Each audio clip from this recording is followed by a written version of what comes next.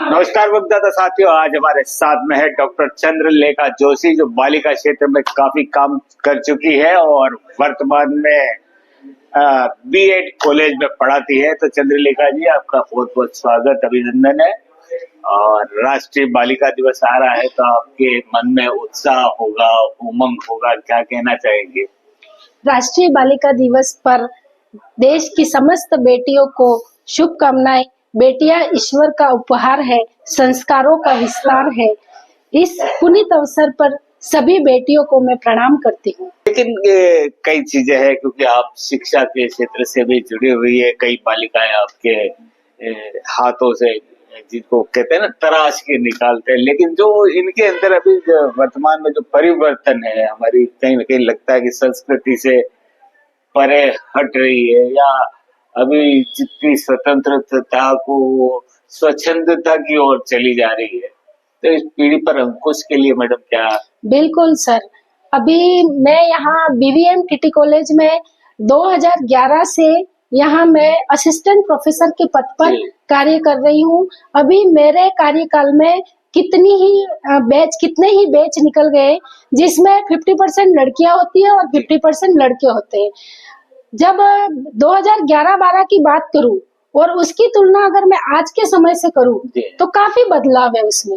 आजकल लड़कियां स्वतंत्रता को स्वच्छंदता समझती है। सर, आपका कहना बिल्कुल सही है, परंतु स्वतंत्रता तो उनका अधिकार है, पर स्वच्छंदता नहीं होनी चाहिए। वहां पर फिर इसको तो आपने अधिकार मान लिया, लेकिन स्वच्छंदता को क्या कहेंगे हम लोग? क्योंकि समाज जिस दिशा की ओर जा रहा है, आप भी देख रहे हैं, मैं भी देख रहा हूँ।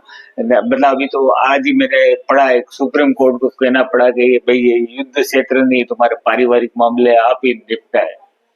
तो ये जो स्वच्छंदता की प्रवृत्ति आप पढ़ी है, या कभी कभी हम मानते हैं ना, आपने भी पढ़ा होगा कि जो किसको कहता है ना, कि जिसको पति छोड़ रहा है तो साहब उसको महीने का खर्च देना पड़ेगा। वो खर्च छोटा मोटा नहीं, लाखों में करोड़ों में मांगा जा रहा है। बिल्कुल सही बात है। जी। नहीं, ये सब मैं तो इनको यूं कहूंगी, विसंगतियां, कुरीतियां, या आज जो पेरेंट्स बच्चे को जो बड़ा कर रहे हैं, बच्चे का जो पालन कर रहे हैं, वहाँ कहीं न कहीं ये सारी चीजें हमको देखने को मिलती है।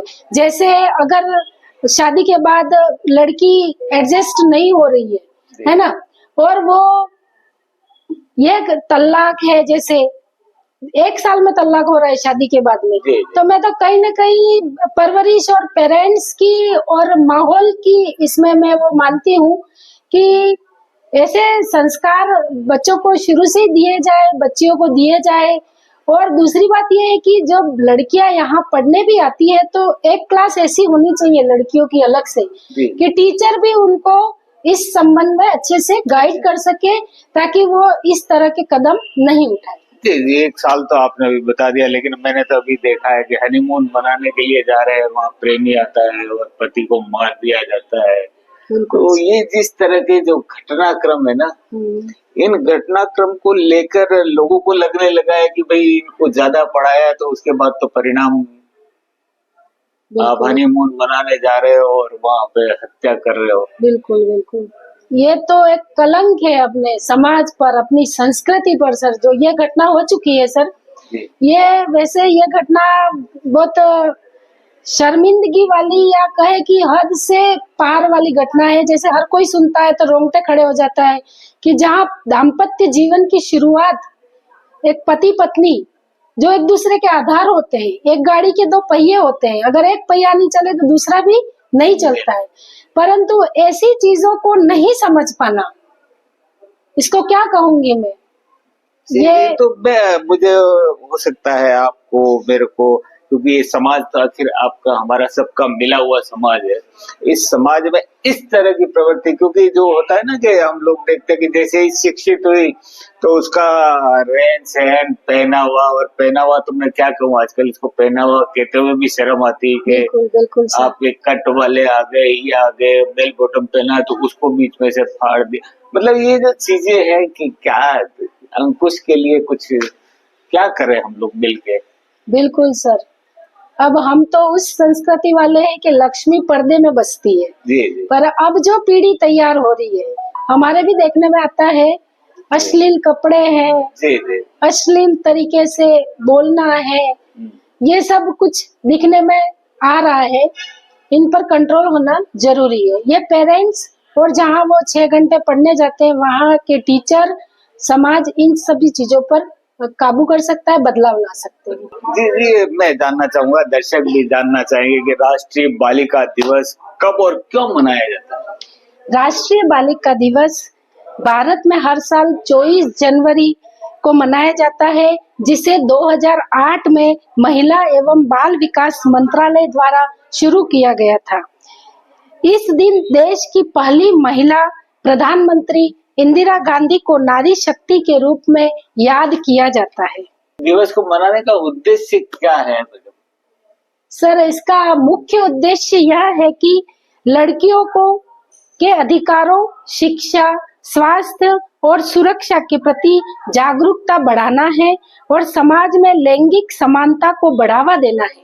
यह दिन लड़कियों के सशक्तिकरण और उन्हें समाज में सम्मान दिलाने के लिए, ताकि उन्हें जीवन के हर क्षेत्र में समान अवसर मिले। जी जी, समान अवसर की हम बात करते हैं तो उसके लिए शिक्षा जरूरी होती है। तो क्यों शिक्षा जरूरी है बालिकाओं के लिए? सर, बालिकाओं के लिए शिक्षा बहुत जरूरी है। बालिका शिक्षा केवल लड़कियों के लिए ही नहीं, बल्कि पूरे समाज और राष्ट्र के विकास के लिए एक निवेश है। यह भविष्य की पीढ़ियों को शिक्षित करने और मजबूत समतावादी समाज बनाने की नींव रखती है। लड़कियों की उपस्थिति के बिना समाज या संस्कृति आगे नहीं बढ़ सकती है। कुछ साल पहले तक तो क्या था कि सर, भारत और अन्य अविकसित और विकासशील देशों में लोग यह सोचते थे कि लड़कियों को घर पर रखकर घर के कामों को करने चाहिए, लेकिन अब मानसिकता बदल दी गई है। आज लड़कियां शिक्षा, खेल, राजनीति आदि क्षेत्र में अच्छा प्रदर्शन कर रही है। यह केवल लड़कियों की शिक्षा को प्रोत्साहित करने के माध्यम है संभव हो सकता है।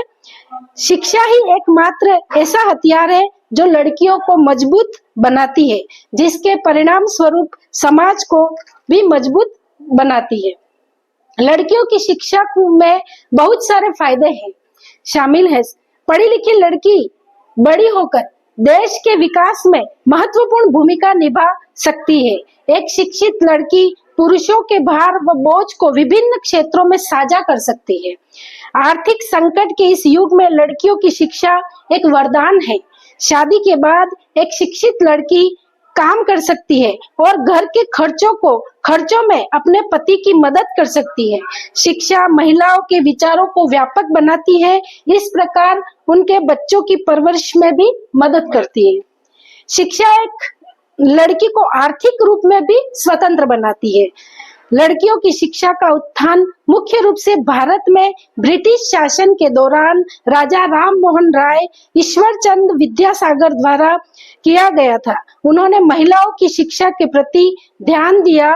इसके अलावा ज्योतिबा फुले और बाबा साहिब अम्बेडकर जैसे अनुसूचित जाति समुदाय के कुछ नेताओं ने भारत की महिलाओं को शिक्षा उपलब्ध कराने के कई तरह की उन्होंने पहल की थी। फलस्वरूप 1947 के बाद से महिला साक्षरता दर बढ़ती गई।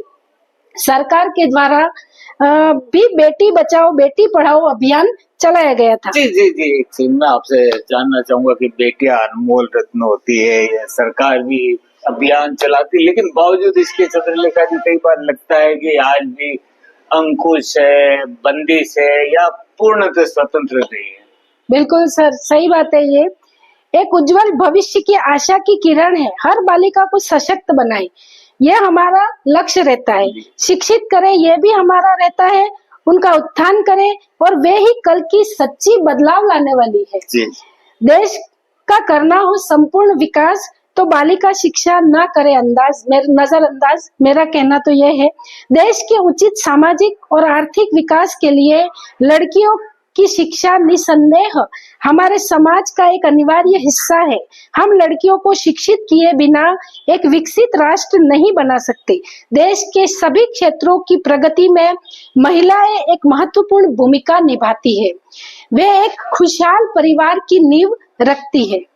जी जी, मैंने अभी सुना आपसे कि शिक्षा हथियार होता है, लेकिन क्या हथियार ये एक दिन 24 जनवरी के दिन ही उपयोग में या इसको दाग दी जाती है? नहीं सर, बिल्कुल नहीं। आज 24 जनवरी 2026 को मनाया जा रहा राष्ट्रीय बालिका दिवस केवल एक दिन नहीं बल्कि सोच बदलने का अभियान है। हर दिन मनाया जाना चाहिए। या आज का दिन तो एक उत्सव का दिन है, एक पर्व का दिन है। अगर ईश्वर आपके आंगन में शौर्य को, प्रतिभा को, यश को, ऐश्वर्य को, सामर्थ्य को, क्षमता को, धन को उतारता है तो बेटे पैदा करता है।